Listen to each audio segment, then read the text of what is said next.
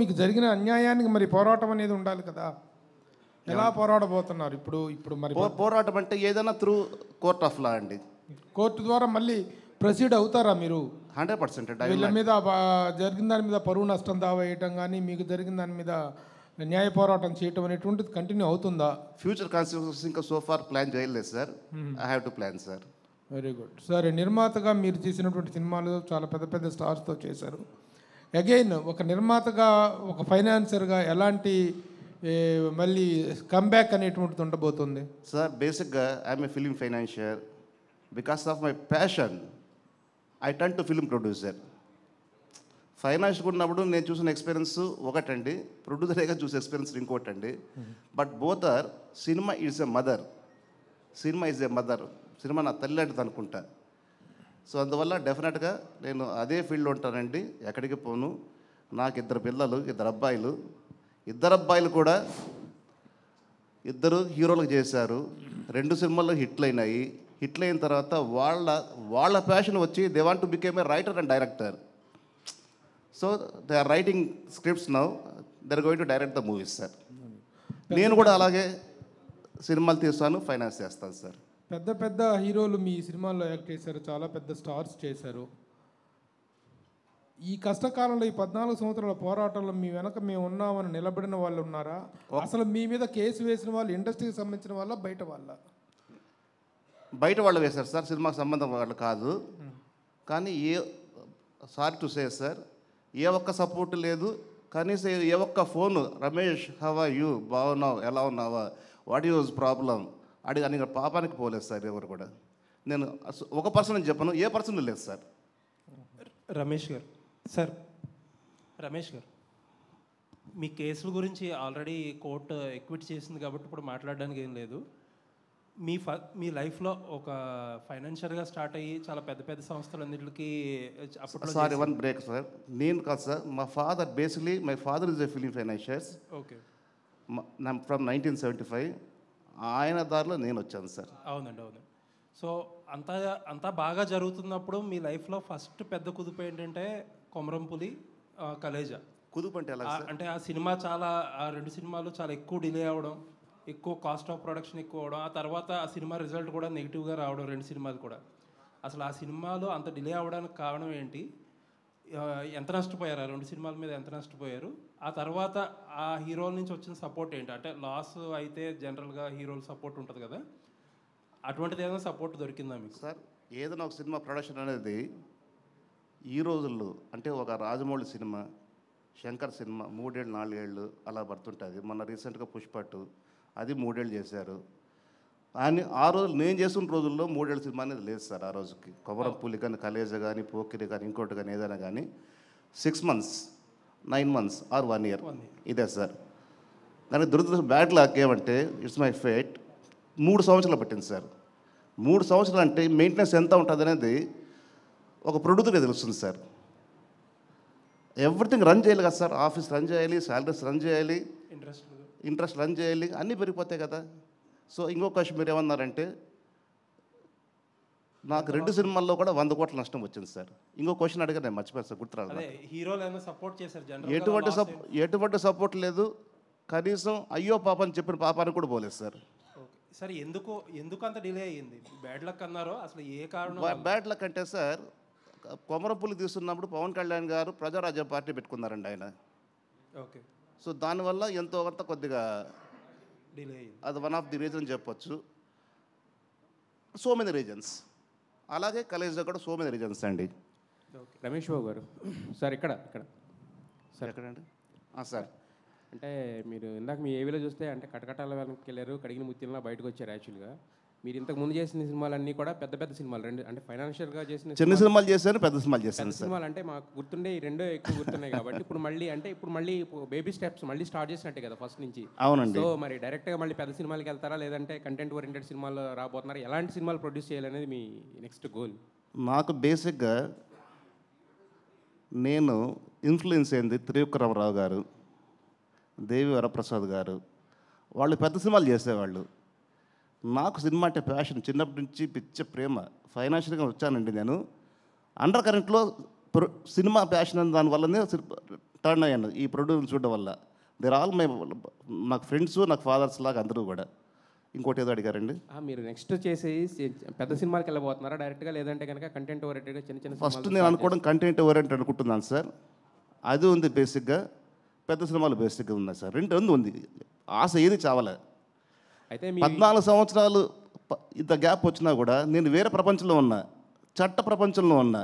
అయినా కూడా ప్రతిరోజు నిత్యం సినిమా గురించి ఆలోచించేవాడిని, ప్రతిరోజు నిత్యం సురేష్ గుర్తొచ్చేవాడు. అయితే 14 సంవత్సరాలు తర్వాత ఇప్పుడు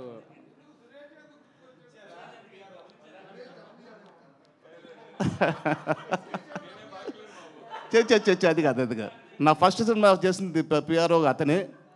తర్వాత మా అబ్బాయి హీరో యాక్ట్ చేసిన సినిమా తెలుగులో రిలీజ్ చేసింది అతనే. నాకేదైనా మంచి మాట్లాడుతూ ఉండేవాడు అతనే. ఎందుకో మరి నాకు ముందు ఇంటరాక్షన్ ఎక్కువ. నాకు అయితే ముందు నుంచి మీకు బాగా అండగా ఉంది సురేష్ గారు, అంతే కదా? అండగా అని చెప్పారండి, నాకు మంచి మిత్రుడు. మంచి మిత్రుడు. అవునండి. రమేష్ సరే, ఇప్పుడు మీరు బయటపడ్డారు, ఓకే, మాకు చాలా ఆనందంగా ఉంది సార్. రమేష్ బాబు గారు, ఇప్పుడు విషయం ఏంటంటే మీ మీద అపవాదు వచ్చింది ఇన్ని 14 ఏళ్ళు, ఏదో రాముడు వనవాసం లాగా. వాళ్ళు మీకు జడ్జిమెంట్ కానీ ఇచ్చిన వాళ్ళు కానీ వాళ్ళు ఏమైనా ప్రాయశ్చిత్తంగా మీకు ఏమైనా చెప్పారా? మేము ఇలా నాశనం, మీ కెరీర్ నాశనం అయింది, జడ్జి కానీ లాయర్లు కానీ? అది సార్ చట్టంలో సార్ చాలామంది తెలియదు ఏమంటే, పోలీసు వారికి కేసు పెట్టడం వరకే తెలుసు. ఏం సార్, పెట్టిన తర్వాత దాంట్లో ఏ మటుకు మెరిట్స్ ఉంటే చట్టం తప్పించుకోలేదు సార్, శిక్ష అనుభవించాల్సిందే. మెరిట్ లేదనుకోండి, సాక్ష్యాధారం లేవనుకోండి, కేసును కొట్టేస్తారు. బట్ మన ఇండియన్ పీనల్ కోర్టులో ఏమంటే 14 ఏళ్ళు జీవితం పోయింది. అవును, దాని కాంపెన్సేషన్ ఎవరేమి ఇవ్వలేదు సార్, చట్టం లేదు దానికి. సారీ అని చెప్పారు ఫైనల్గా ఏమన్నా? మీరు ఎవరు కోర్టు ఎందుకు సారీ చెప్తుంది సార్? పోలీసు కానీ వ్యవస్థ ఇప్పుడు మీ మీద వాదించి తప్పుడు కేసు బనాయించింది సార్. మన సినిమాలు చూస్తుంటాం కదా సార్, ఆ కెరియర్ హీరోని ఇలా చేస్తే వాడు ఏదో చేయడం, వ్యవస్థల మీద పోరాటం అనేది మీకు అనిపించలేదా? ఖచ్చితంగా వ్యవస్థ సార్. సార్ ఒక్క అబద్ధపు కేసు పెట్టినందువల్ల 14 సంవత్సరాలు పోలీస్ ఇన్ఫ్రాస్ట్రక్చర్, కోర్ట్స్, జడ్జెస్ ఎంత టైం వేస్ట్ అండి. అవును, పోయింది కదా సార్. మరి దాన్ని మనం ఏం చేయలేదు సార్, కొత్త చట్టం తేవాలి. గవర్నమెంట్ కొత్త చట్టం తెస్తే, అదే మీరు కొత్త చట్టం వస్తే నా మీద కాదు సార్, ఇలాంటి వాళ్ళు చాలా మంది ఉన్నారు, మీరే కాదు, ఇలాంటి వాళ్ళు చాలా మంది ఉన్నారు తప్పుడు కేసులు వేసి. అయితే వీరి వెనకాల ఏదైతే 11 కోట్లు ఏదో మీ మీద అపవాదం ఏదో పెట్టారు కదా, 14 కోట్లు మోసం చేశానండి. దాని వెనకాల నేను చెప్తాను, ఎవరన్నా ఇండస్ట్రీ పెద్దల హస్తం ఉందా, లేకపోతే పెట్టుబడిదారుల హస్తం ఉందా? చెప్తాను సార్. 14 కోట్లు మోసం చేశారని చెప్పి ఒక కేసులో అభియోగం సార్. నాకున్న స్థలాన్ని మహాబలిపురంలో 10 ఎకరాలు ఉందండి, heart of the bit, 6 track roads 3 రోడ్లు వైపు ఉంది. ఆ స్థలాన్ని నేను ఒక వ్యక్తికి అమ్మినానని, ఆ వ్యక్తి నుంచి ఇంకో వ్యక్తికి అమ్మానని, ఇంకో వ్యక్తికి అమ్మానని, 25 మందికి అమ్మానని చెప్పి అభియోగం పెట్టి కేసు పెట్టారు సార్. సుదీర్ఘంగా న్యాయ విచారణ జరిగింది సార్.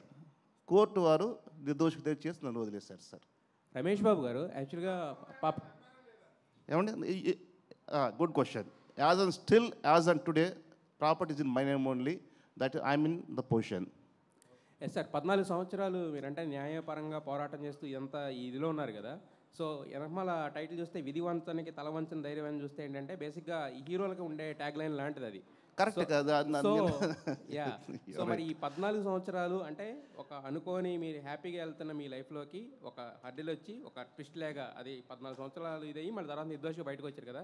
సో మీ స్టోరీయే ఒక సినిమా కథలా ఉంది, ట్విస్టులతో కూడిన సినిమా కథ. ఒక సినిమా కాదండి, వెబ్ సిరీస్ చేస్తే నంబర్ ఒక దగ్గర ఒక 1000 సీరియల్స్ పెట్టచ్చు. అదే వెబ్ సిరీస్ చేస్తే. వెబ్ సిరీస్ చేస్తారా, సినిమా చేస్తారా? కాదండి, ఇప్పుడు మీరంటే నా మీద ప్రేమతో ఇక్కడికి వచ్చారు, వింటున్నారు. ఈ సోది పబ్లిక్ వింత కదా సార్. సార్, మీరు మీ నాన్నగారు చాలా సీనియర్ మోస్ట్ ఫైనాన్షియర్, ప్లస్ మీరు కూడా ఫైనాన్స్ రంగంలో ఉన్నారు, ఇప్పుడు నిర్మాత కూడా ఉన్నారు. అవునండి. ఫైనాన్స్ బిజినెస్ ఎంతవరకు లాభదాయకం, కానీ అది ఏ ఉద్దేశంతో మీరు కంటిన్యూ చేస్తున్నారు? సార్, ఫైనాన్స్ బిజినెస్ అనేది పాత రోజుల్లో మేము సంపాదించింది పైకి వచ్చింది కూడా ఫైనాన్స్ వల్లనే సార్.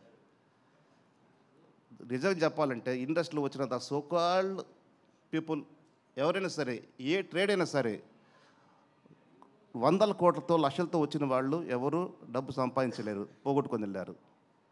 వచ్చిన ఇవాళ గొప్ప వాళ్ళు ఎవరైనా సరే మీరు కావచ్చు, ఇంకోరు కావచ్చు, ఇంకోరు కావచ్చు, ఎవరైనా కావచ్చు, ఇక్కడికి వచ్చి సంపాదించుకున్న వాళ్ళే. సినిమా తల్లి, సినిమా మదర్ పెంచి పోషించిందండి. ఎవరు నిన్న పేరు వీళ్ళు వాళ్ళని చెప్పండి సార్, ఎవ్రీబడి ఇంక్లూడింగ్ మీ. సార్ ఇదివరకు ఫైనాన్స్ వ్యాపారానికి ప్రజెంట్ ఫైనాన్స్ వ్యాపారానికి ఎలాంటి చేంజెస్ వచ్చినాయి? ఇప్పుడు ఫైనాన్స్ చేయడం అనేది ఎలా ఉంది? సార్ ఒకప్పుడు నేను చేసి 2010 ఆ రోజుల్లో అంటే 14 ఏళ్ళు అయిపోయింది కదండి. అప్పటికి ఓ విధంగా చెప్పాలంటే ఇంత ఎక్స్పీరియన్స్ ఉంటున్న నాకే సినిమా మేకింగ్ గ్యాంబ్లింగ్ లాగా అనిపించింది. It's purely gambling. ఆ గ్యాంబ్లింగ్ వల్లనే కదా సార్ 100 కోట్లు పోయింది 2 సినిమాల్లో.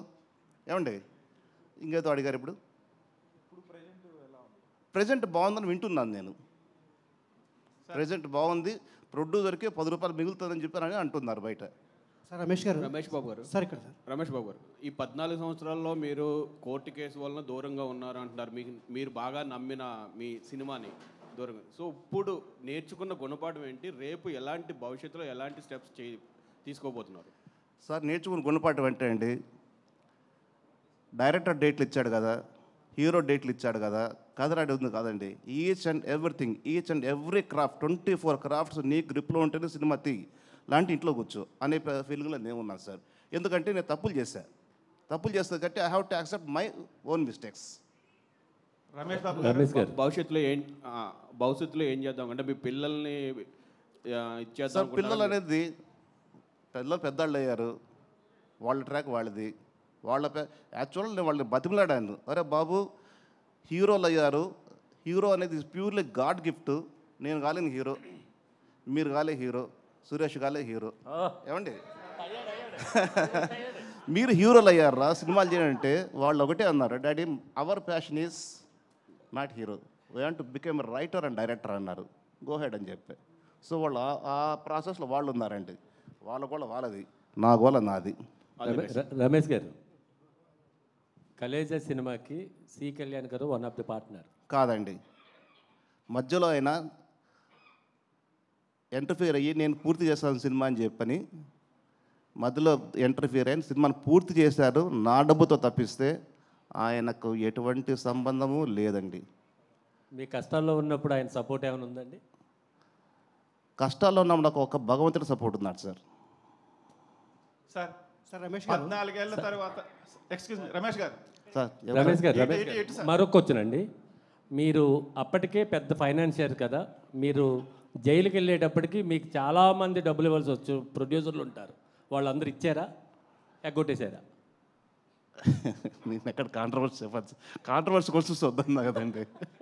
కాదు సార్, అప్పటికి అంటే ఈయన వెళ్ళాడు కదా ఇంకా అడగడలే అని చెప్పి చాలామంది అలా కొన్ని జరిగినాయి sir.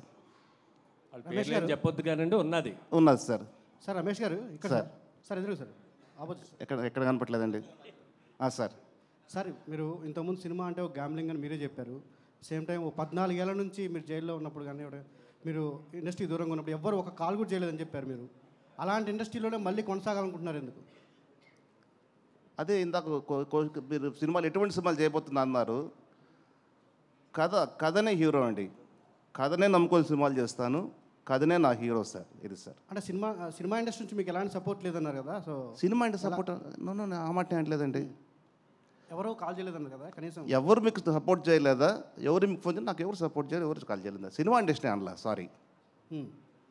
Cinema is the mother sir. Cinema industry comment చేయకూడదు.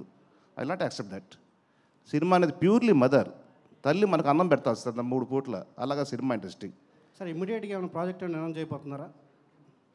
Chances are there sir. ఏమైనా చర్చలు జరుగుతున్నాయా మీద ఫైనల్? జరుగుతున్నాయి sir. Okay sir, all the best. Thank you very much అండి. సార్ మీరు సినిమాలు నిర్మాణం చేసిన టైంలో అంటే కొంతమంది సినిమాకి సంబంధం లేని వాళ్ళు అంటే కొన్ని అసాంఘికపరమైన కార్యక్రమాలు కూడా అంటే ఆ టైంలో జరిగాయి సార్. అంటే మీ సినిమా రిలీజ్ టైము ఇన్వాల్వ్ అవ్వడం వల్ల అంటే వాళ్ళ అంటే తెలుసో తెలియక వాళ్ళ పరంగా ఏమన్నా మీ కేసులో? సార్ వాస్తవంగా ఏదో ఒక చోట ఏదో ఒక ఇన్సిడెంట్ జరిగితే ఆ ఇన్సిడెంట్ తీసుకొచ్చి ఈ తప్పుడు కేసులో దాన్ని బనాయించి అదిగో పులి ఇదిగో భూతం అని చూపించి కేసు పెట్టారు. అందువల్లనే సెన్సేషనల్ అయింది, అందువల్లనే 14 ఏళ్ళు కోర్టు విచారణ జరిగింది, అందువల్లనే 75 రోజులు జైల్లో కూర్చున్నాను. తీరా చూస్తే ఏమీ లేదండి సార్. అక్కడ నథింగ్ ఇస్ దేర్. సార్ ఇది ఆ రోజు అనుకున్నారు రమేష్ బాబుకి తిరిగి రాడు మొత్తం జైలు జీవితం అన్నారు. ఇవాళ మీ అందరి ముందు కూర్చున్నా కదా సార్. అంటే కాకతాళీయంగా జరిగిందో లేకపోతే అది ఎలా తెలియదు సార్. సేమ్ మీరెలా అయితే బయటకు వచ్చారో అంటే ఆ కేసులో ఉన్న పర్సన్ కూడా రీసెంట్గా బయటకు వచ్చి ఆయన కూడా సంబంధం లేదు సార్. అదే చెప్తున్నా కదా సార్. ఎక్కడో భూతము దయ్యము పిశాచి అంటే దాన్ని తీసుకొచ్చి దానికి ఇది లింక్ పెట్టి ఉన్నది లేనిది ఉన్నది లేనిది చేసి పెద్ద చేశారు సార్. అంటే సార్ అప్పట్లో ఒక వార్త ఎక్కువ వైరల్ అయిపోయింది. ఓపెన్ అడగండి సార్. మీకు మద్దెల చెరువు సూర్య గారికి భాను గారికి సంబంధాలు ఉన్నాయి, అందుకే సింగమల రమేష్ని అరెస్ట్ చేశారని చెప్పి అప్పట్లో ఓ టాక్ అయితే నడిచింది వాళ్ళు. సార్ మద్దెల సూరి సొంత ఊరు, నా ఊరు ఒకటే ఊరు. మద్దెల చెరువు సూరి వాళ్ళ నాన్నగారు మా నాన్నగారు క్లాస్మేట్స్. ఒకటే ఊరు వాళ్ళ పరిచయం లేకుండా ఎలా ఉంటుంది సార్? అదే అది క్లారిటీ కోసం. అంటే ఈ కేసు దానివల్ల అది చాలామంది పరిచయం ఉంటారు. మా సొంత ఊరు వాడు సార్. ఇప్పుడు ఎలా చెప్పాలి, 13 ఏళ్ళ కింద 15 ఏళ్ళ కింద సురేష్ నాకు సహాయం చేశాడు. ఈరోజు సురేష్ పేరు నేను చెప్పుకుంటా. చూసారా, సురేష్ వదలట్లేదు నేను. ఏమండి అది సురేష్ అడగ. సురేష్ నీకు పరిచయమా? సూరి నాకు అసలు పరిచయం లేదు. పరిచయం లేదు నాకు. మీ తప్ప ఎవరో తెలియదు నాకు. ఇప్పుడు సరే, మనకి ఒక జన్మ దేవుడు ఎలాగ పుట్టిస్తాడో దేవుడికి తెలుసు. ప్లస్ ఇదంతా ఒకటి రాసి పెట్టుంటే ఎలా రాసి పెట్టుంటే అలా జరుగుతుంది అనుకుంటాం కదా. ఒక్క నిమిషం సురేష్ బాబు. ఏది జరగాల అది జరిగి తీరుద్ది. నువ్వు తల కింద తపస్సు చేసినా ఆగదు. నీకు ఇది జరగాల జరుగుతుంది. You have to face. ఆ ఫేస్ చేసేదే 14 ఏళ్ళు నేను ఫేస్ చేసింది. అదే అలా జరిగింది కాబట్టి సరే మీరు అలా వెళ్ళొచ్చారు. ఎందుకు మళ్ళీ దాన్ని పాత గతాన్ని మీరు ఇప్పుడు తవ్వుకోవాల్సిన అవసరం ఎందుకు వచ్చింది? ఇప్పుడు ఇన్వెస్ట్మెంట్ పెట్టాల్సి వచ్చిందంటే అలాగంటారా? జరిగిపోయింది. Good question very good question Suresh గారు. 14 సంవత్సరాలకు ఉన్నది లేనిది ఉన్నదని చెప్పని సినిమా ఇండస్ట్రీలో తీవ్ర చర్చ. ఏదేదో అనుకున్నారు, అది ఏది కాదు, అంత హంబక్ అని చెప్పుకోవడం కోసం ఈ ప్రెస్ మీట్ బాబు. ఓకే సరే. ఇదివరకు ఫైనాన్సర్స్ అంటే నిర్మాతలు నిజంగా పెట్టుబడి అవసరంలా. ముందు 4-5 సినిమాలు తీస్తే కొబ్బరిగా కొడితే చాలు, ఫైనాన్సర్సే క్యూ కట్టేవారు. నాన్నగారి దగ్గర నుంచి జరిగింది. నాన్నగారు కూడా అలాగే సెలెక్ట్ చేసుకున్నారు. ఈ సినిమాకి మనం నెక్స్ట్ ఇస్తాం, ఈ సినిమాకి ₹2 ఇస్తాం, ఈ సినిమాకి ₹2 ఇస్తాం, అలా ఫైనాన్సర్ డిసైడ్ చేశారు. అట్లా ఉండేది. ఇప్పుడు మొత్తం మారిపోయింది. ఎలా ఏం మారిందంటారు? ఇప్పుడు చాలా వరకు ఇప్పుడు ఫైనాన్సర్స్ ఇవ్వాలంటే ఇదివరకు ఓన్లీ మాట మీద ఇచ్చేవారు, తర్వాత నోటుగా వచ్చింది, తర్వాత సినిమాగా వచ్చింది. ఇప్పుడు ఫైనాన్స్ ఇవ్వాలంటే మాట లేదు, నోటు లేదు, సినిమా లేదు. నీకు ల్యాండ్ ఏదైనా ఉంటే లేదా కొలాటరల్ ఉంటే అవి పెట్టుకునే మాత్రం ఇస్తున్నా. సినిమాని నమ్మి ఎవరు ఫైనాన్స్ చేయట్లా. లేదండి, లేదు. చాలా తక్కువ మంది. అంటే ఇప్పుడు జరుగుతుంది. అంటే పెద్ద సినిమాల వరకు ఓకే, పెద్ద స్టార్స్ వరకు, మిగతా సినిమాల వరకు ఏది అసలు అవకాశం లేదు. ఇదివరకు చిన్న సినిమాకు కూడా నిర్మాత మీద నమ్మకంతో మాట మీదో నోటు మీదో సినిమా మీద ఇచ్చేవారు. ఇప్పుడు అంత మారిపోయింది కదా. ఈ సిచ్యువేషన్లో మళ్ళీ ఫైనాన్స్ మారిన మాట వాస్తవం సురేష్ బాబు గారు. నేను సురేష్ వర్మ, మీరు డైరెక్టర్ పేరు తెలుసు, నాకు మంచి మిత్రుడు. శంభు అని సినిమా తీశాడు. ఆ రోజుల్లో 25 lakhs ఇచ్చాను నేను. నాకు అనా పైసా కట్టలే. అతని దగ్గర లేదు, పరిస్థితి బాగలేదు. మరి ఓకే డన్, థ్యాంక్ యూ, కట్టలేనన్నా అన్నాడు. ఓకే అన్నాను. ఈరోజు మీరు అన్నట్టు పెద్ద సినిమాలకి నోటి మాట చాలు, పత్రం కూడా అవసరం లే, డబ్బులు ఇచ్చేస్తారు. ఇక పెద్ద సినిమాలు అంటే వాళ్ళకేంటి, గ్యారంటీగా సినిమా రిలీజ్ అవుతుంది, ఆ రిలీజ్కి డబ్బులు ఖచ్చితంగా వస్తాయి అనే ధైర్యంతో చేస్తారు. అది పెద్ద సినిమా. ఇంకా చిన్న సినిమాలు అనుకోండి, రిలీజ్ అవ్వకపోతే ఆ డబ్బు పోద్ది కదా, ఫైనాన్షియల్ డబ్బు. అంటే నేను అలా చేయలేదండి. అందుకు నాకు ఆ ప్రాపర్టీ ఇస్తారు, ఏ ప్రాపర్టీ ఇస్తారు అడుగుతున్నారేమో నేను అనుకుంటున్నాను. మీరు అడిగిన ప్రశ్నకు సమాధానం అది. నేను ఎప్పుడు అలా చేయలేదు సార్. అదే ఇదివరకు మీరు ఫైనాన్స్ చేసినప్పుడు కానీ నాన్నగారు ఫైనాన్స్ అప్పుడు వేరు ఇప్పుడు వేరు. ఇప్పుడు ఏంటంటే 100 కోట్లు. ఇప్పుడు ఇదివరకు అయితే ఇప్పుడు మీరు సపోజ్ అప్పుడంటే నాకు తెలిసి ఒక పవన్ కళ్యాణ్ సినిమా అంటే 10 కోట్లు. అవును. ఇది 2010 నేను చేసినంత వరకు కూడా. మహేష్ బాబు అంటే 10-12 కోట్లు. ఇవాళ 200 కోట్లు 300 కోట్లు ఫైనాన్స్. సంబంధం లేకుండా పోయిందండి. కానీ ఇది ఈరోజు కూడా చెప్తానండి, ఇట్స్ ప్యూర్లీ గ్యాంబ్లింగ్. ఏదైనా ఏ బిజినెస్ అయినా గ్యాంబ్లింగే కదా. ఇది గ్యాంబ్లింగ్ అండి. గ్యాంబ్లింగ్ ఇది రెండో ఒకటి. ఈ టైంలో నేను ఫైనాన్స్ చేస్తానని మళ్ళీ మీరు ప్రొడక్షన్ రావడని ఆ కోరిక ఎంతవరకు కరెక్ట్ అనుకుంటున్నారు సార్? పాములు పట్టేవాడు పాము కాటేస్తుందని తెలుసు, వాడు వేట పొగ తప్పదు, పోతాడు, కాటేస్తే మందు పూసుకుంటాడు, మళ్ళీ ఇంటికి వస్తాడు. వ్యాపారం అది కదా సార్. సురేష్ నాకు ఫైనాన్స్ చేస్తాడమ్మో తెలియదు మరి. సార్ రమేష్ గారు ఇక్కడ చెప్పండి సార్. మీరు ఎన్నో శుక్రవారం సినిమాలు రిలీజ్ అవ్వడానికి చాలా హెల్ప్ చేశారు. ఏమండి ఇంకోసారి గట్టిగా చెప్పరా? ఎన్నో శుక్రవారాలకి సినిమాలు రిలీజ్ అవ్వడానికి మీరు కీలక పాత్ర పోషించారు మీ ఫైనాన్స్ దాంతో. సో మీ రిజల్ట్ కూడా శుక్రవారం వచ్చింది, జనవరి 31. సో నెక్స్ట్ ఫ్రైడేస్ నుంచి ఎప్పటి నుంచి అన్నా ఇప్పుడు మీ నెక్స్ట్ ఫ్యూచర్ ఏంటి అని చాలామంది అడిగారు. మీరు కొన్ని సినిమాలు అనౌన్స్ చేస్తా అని చెప్పి కూడా చెప్పారు. అయితే ఇప్పుడు ప్రజెంట్ సినిమా మీరు అన్నట్టు ప్రొడక్షన్లోనే చాలా మార్పులు వచ్చాయి. ఇప్పుడు మీ అబ్బాయిలు మీరు రైటర్ అండ్ డైరెక్టర్స్గా ఇంట్రడ్యూస్ చేయాలనుకున్నా కూడా ఫిలిం మేకింగ్ ప్రాసెస్ కానీ నేను మేక్ చేయాలండి, నేనైనా మేక్ చేయొచ్చు, వాళ్ళు బయట ప్రొడ్యూసర్ చేసుకోవచ్చు. అది so far not decided. But మీరు ఇప్పుడు తీసుకునే జాగ్రత్తలు ఏమిటి ప్రజెంట్ సినారియోలో? అట్ ద సేమ్ టైం మీరు ఇన్నాళ్ళు ఈ 14 ఏళ్ళు దూరంగా ఉన్నారు, ఎంత ఓకే ఫైన్, ఇప్పుడు మీరు బయటకు వచ్చారు. దీని తర్వాత నుంచి మీ నెక్స్ట్ ప్రాసెస్ ఎలా ఉంటుంది? తీసుకొని జాగ్రత్తలు ఏమిటా సార్? ఇందాక కూడా చెప్పాను, కథే సినిమాకి hero sir. First location hunting దగ్గర నుంచి ప్రతిదీ ప్రొడ్యూసర్ క్షుణ్ణంగా ఇన్వాల్వ్మెంట్ ఉండాలి. నాకు తెలిసి ఇవాళ ప్రొడ్యూసర్లు లేదు, నేను కూడా లేదు, ఉన్నవాళ్ళు కూడా అంతగా లేరు అనుకుంటున్నా. ప్రొడ్యూసర్ అన్న పాత రోజుల్లో ఓల్డెన్ డేస్లో I think 35-40 years before morning 6 o'clock మొత్తం యూనిట్ వస్తే అతను చైర్లో కూర్చునేవాడు. అలా ఉండి చేయగలిగితే సినిమా చేయాలి సార్. నేను అలాగే చేస్తా, భవిష్యత్తులో చేస్తా, లేకపోతే సినిమాలు నేను చేయను సార్. ఎందుకంటే దెబ్బతిన్న ప్రాణం సార్. కొత్త దెబ్బలు తినే ఓపిక నాకు లేదు సార్. రమేష్ గారు ఇక్కడ రమేష్ గారు సార్. రమేష్ గారు అంటే మీరు కష్టాల్లో ఉన్నప్పుడు ఇండస్ట్రీ నుంచి ఒక ఫోన్ కాల్ లేదు, ఒక భరోసా లేదన్నారు. సో ఇప్పుడు మళ్ళీ కంబ్యాక్ వచ్చారు, మరి ఇండస్ట్రీ నుంచి ఇండస్ట్రీ నుంచి అనలేదు సార్. నేను ఇండస్ట్రీ నుంచి అనలే, మీకు తెలిసిన వాళ్ళు మీకు పరిచయం ఉన్న వాళ్ళ నుంచి అని అడిగారు. పరిచయం ఎవరు ఫోన్ చేయలేదు నాకు, ఇండస్ట్రీ నుంచి అనలేదు. ఇండస్ట్రీ కామెంటే చేయను సార్. ఎన్నిసార్లు అన్నా కూడా నేను ఒకటి చెప్తాను, ఇండస్ట్రీ ఇస్ మై మదర్, తల్లి లాంటిది. ఇండస్ట్రీని కామెంటే చేయకూడదు, ఇంతమందిని పోషిస్తుంది కదా సార్.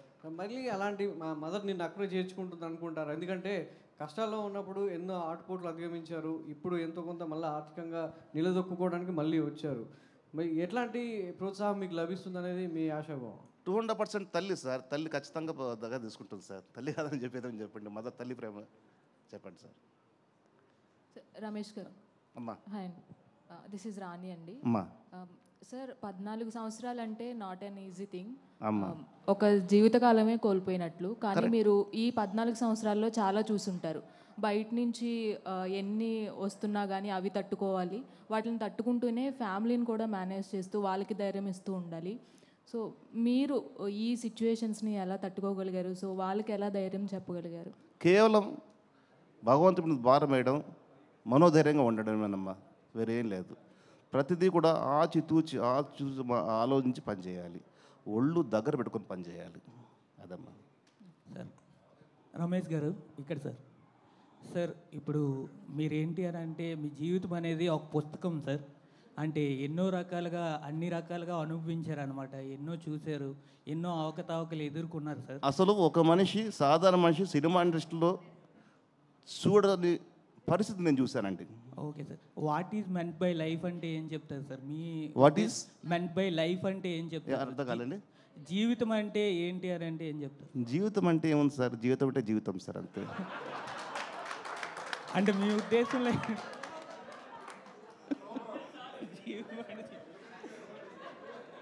ఓకే రమేష్ గారు సార్, నా పేరు రాజా సార్, ఐడ్రీమ్ నుంచి. సార్ మీ జీవితంలో జరిగింది ఏదో జరిగిపోయింది, చాలా కష్టపడి మీరు బయటకు వచ్చేసారు. సో దాని గురించి కామెంట్ చేయట్లేదు. ఇండస్ట్రీకి ఇప్పుడు మీరు ఇచ్చే కాల్ ఏంటి అంటే మేకర్స్కి కానీ, డైరెక్టర్లకు కానీ, హీరోలకు కానీ ఎలాంటి ఒక క్లియర్ కాల్ ఇవ్వబోతున్నారు? నేను సిద్ధంగా ఉన్నాను, ఈ ప్రాజెక్టుకి నేను సిద్ధంగా ఉన్నాను, నన్ను అప్రోచ్ అవ్వండి, ఎలాంటి ఒక క్లియర్ కాల్ మీరు ఇవ్వబోతున్నారు? నేనంటే చెప్పేది ఓన్లీ ఫర్ డైరెక్టర్స్ చెప్పేది ఏమిటి సార్, అది నువ్వు సొంత సినిమా తీసినా, బయట ప్రొడ్యూసర్ సినిమా తీసినా కానీ ప్రతి రూపాయి 100 రూపాయలు అనుకొని చెప్పి కష్టపడి ఆలోచించి సినిమా డైరెక్ట్ చేయగలిగితే సినిమాకు కాస్ట్ 50% తగ్గుతుంది సార్. అది నా ఎక్స్పీరియన్స్ సార్. మిమ్మల్ని అప్రోచ్ అయ్యే మేకర్స్కి అంటే మిమ్మల్ని ఎవరైనా మేకర్స్ అప్రోచ్ అవ్వాలంటే మీరు ఎలా రెడీగా ఉన్నాను, నేను ఈ ప్రాజెక్టులకు రెడీగా ఉన్నాను అని ఏం చెప్తారో అంటున్నాను. కథ సార్, ఫస్ట్ మంచి కథ ఉంటే మిమ్మల్ని అప్రోచ్ అవ్వచ్చు, అంతే sir. Sir Ramesh, next projects ఏమన్నా ఇప్పటికి ఫైనల్ అయి ఉన్నాయి సార్? సోఫర్ మా పిల్లలు నాలుగు రెడీ అయినాయి సార్, బయట కూడా వింటున్నాను. ఓకే, మీకు తెలియదు ఏది వెనక ముందని మనం చెప్పలేం కదా సార్. జరగాల్సిందే జరుగుతుంది అన్నమాట. All the best sir. Thank you very much sir. Sir Ramesh గారు last question sir. Sir sir నమస్తే. నమస్తే సార్. సార్ ఇందాక మాట్లాడుతూ బడ్జెట్ విషయం గురించి కూడా మీరు టచ్ చేశారు. అంటే ఇదివరకు బడ్జెట్ ఇప్పుడు బడ్జెట్ చాలా పెరిగిపోయిందని చెప్పి. బట్ మీ అప్కమింగ్ మూవీస్కి ఏమన్నా బడ్జెట్ లిమిట్ పెట్టుకున్నారా? ఇంతలోనే మన సినిమా సార్ చేయాలి. నేను చెప్తాను సార్, బడ్జెట్ అనేది జాగ్రత్తగా ప్లాన్ చేసి ఇల్లు కట్టాలనుకుంటారు సార్. మీకు ఒక స్థలం ఉంటుంది, ఇంతలో కట్టాలనుకుంటారు, అది ప్లాన్. అది ఒక విధంగా అది మీ చేతుల్లో ఉంది, సినిమా మన చేతుల్లో లేదు. అదే sir. Thank you sir. Thank you media for your questions. Thank you so much. Thank you very much. So అందరికీ నమస్కారం అండి.